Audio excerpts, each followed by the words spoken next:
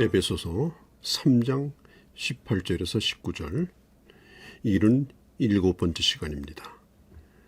충만함을 어떻게 하면 늘 소유할 수 있을까? 이런 주제로 나누겠습니다. 예수를 믿는 사람은 세상의 재미를 가지고 그 내면의 만족을 경험할 수 없습니다. 세상의 것을 가지고 채워보려고 하지만 오히려 극심한 갈증을 경험하게 되죠. 그러나 하나님의 충만을 경험하면 다시는 목마르지 않습니다.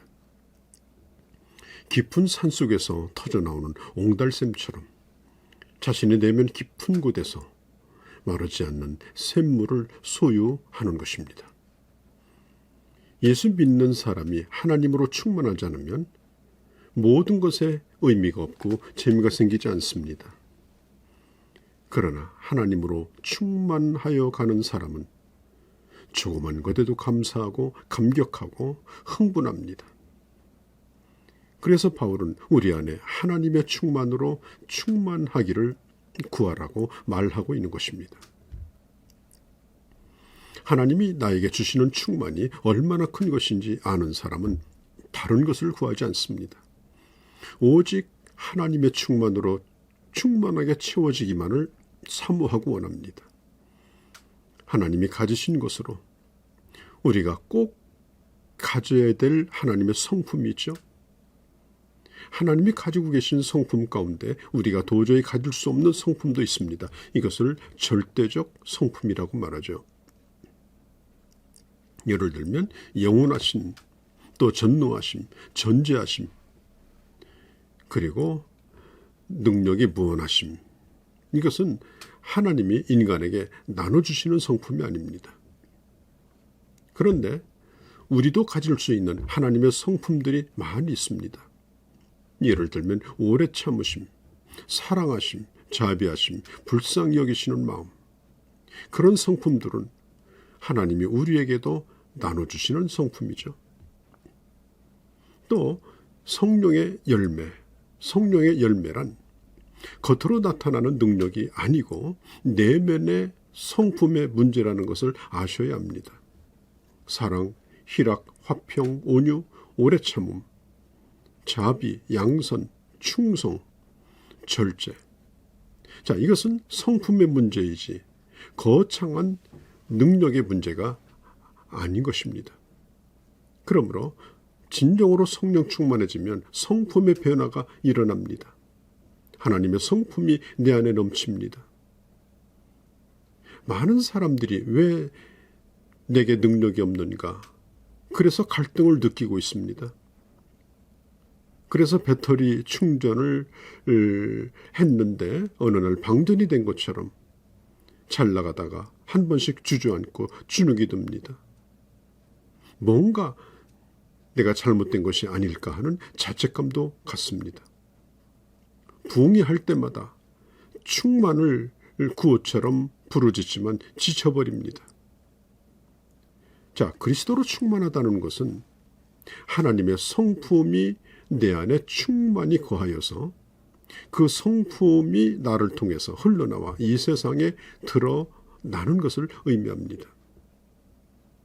자, 우리가 한 가지 짚고 넘어갈 것이 바로 이것입니다. 나는 오늘 분명히 하나님의 그 충만을 향해서 나는 가고 있는가?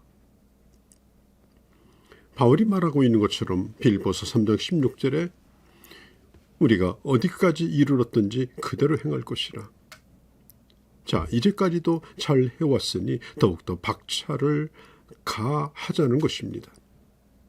하나님의 충만으로 충만하다라고 하는 것은 하나님의 성품으로 충만하여 그 성품이 나를 통해서 이 세상에 흘러가고 이제는 다른 곳에도 채워주는 그런 상태.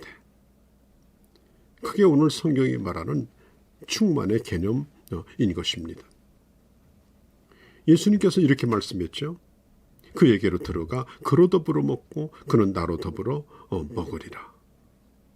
주님이 내 안에 들어오셔서 나를 완전히 정복하시고 그리고 내 인생의 주인이 되심을 인정하며 살라는 것입니다. 그리스도께서 인생의 모든 선택권, 결정권을 가지고 계시며 인생의 방법과 원리를 주님의 뜻을 따라 하는 것, 그걸 의미하는 것입니다. 그것이 바로 주님이 내 안에 계신 겁니다. 그런데 우리에게는 풀리지 않는 이런 고민이 있습니다. 주님을 모시고 산다고 하면서도 내 안에 아직 악한 생각들이 존재하고 있는 겁니다. 나는 자주자주 나쁜 생각을 또 나쁜 행동을 하고 있다. 나는 결코 착한 사람이 아니다. 이런 가책을 받고 삽니다.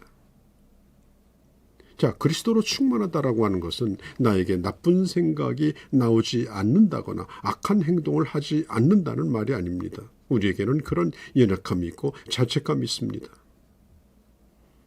그런데 예수 믿기 전에는 악을 향하여 나아가고자 할 때 누구도 막는 자가 없었습니다. 모든 것을 내가 원하는 대로, 내 마음이 원하는 대로 살았습니다.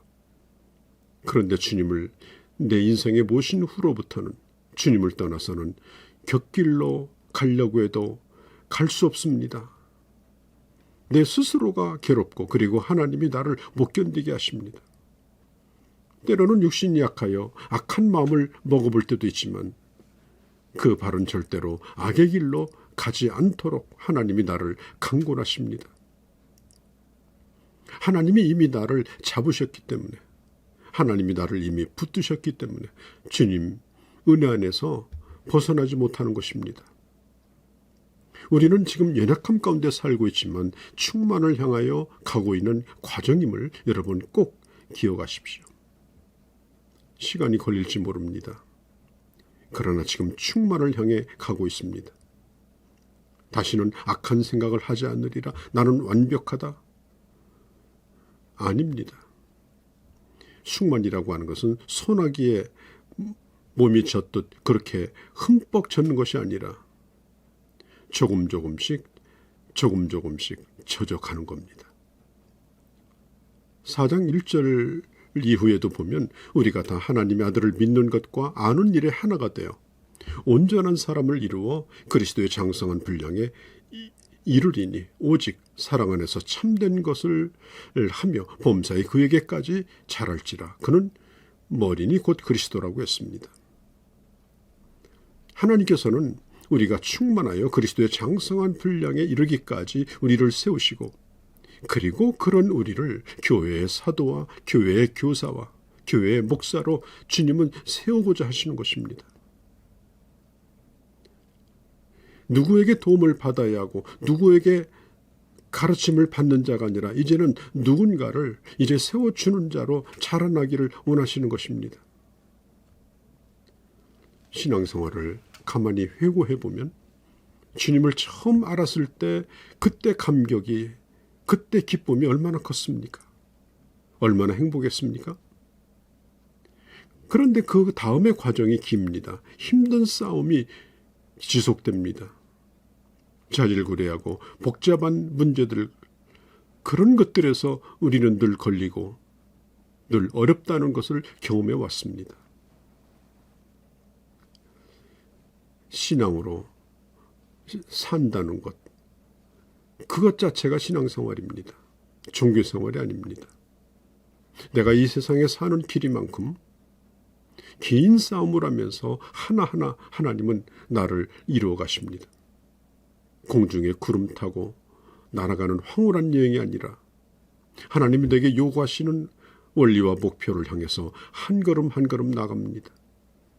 나를 유혹하며 나를 위협할 때 그걸 뿌리치며 하나님께 나갈 수 있도록 주님이 힘을 주십니다. 우리는 항상 긴장하고 그래서 살 수밖에 없습니다. 이제는 하나하나 빼앗기기 시작하면 나중에는 껍질만 남습니다. 빼앗기지 말아야 합니다. 지극히 사소한 자질구레한 싸움이지만 거기서 패배해서는 안 됩니다. 너 예수 믿을래 안 믿을래? 그러면 나는 멋지게 죽을 수 있어? 그런 얘기만 하지 마십시오. 매일매일 반복되는 생활, 일상생활 가운데 내 마음에 안 드는 사람들 틈에서, 내가 싫어하는 일들 가운데서 참아야 하고 하나님의 사랑을 나눠야 하고 주님의 성품을 따라 실천해야 되는 것, 그것이 바로 충만을 향해서 가는 과정인 것입니다. 속이 꽉 찬다. 이것은 껍데기만 감각적으로, 감정적으로 좋아하는 그것이 아닙니다. 이 속이 꽉 찬다라고 하는 말은 하나님이 원하시는 목표와 원리를, 그 계획을 내 안에 채워가고, 그리고 그렇게 내 인생의 길을 걸어가는 것입니다. 사랑하는 성도 여러분, 이제 실천하시기 바랍니다. 이제 구하시기 바랍니다. 내 내면에 넘치는 충만을 경험하시기를 바랍니다. 그리스도의 성품을 하나하나 내 옛 성품과 교체하시기를 바랍니다. 그래서 그리스도의 성품으로 충만하시기를 바랍니다. 그래서 하나님의 아름다움을 이 세상에 보여주며 주님의 영광을 돌려드리는 멋진 충만한 하나님의 사람들이 되어주시기를 바랍니다. 안녕히 계십시오.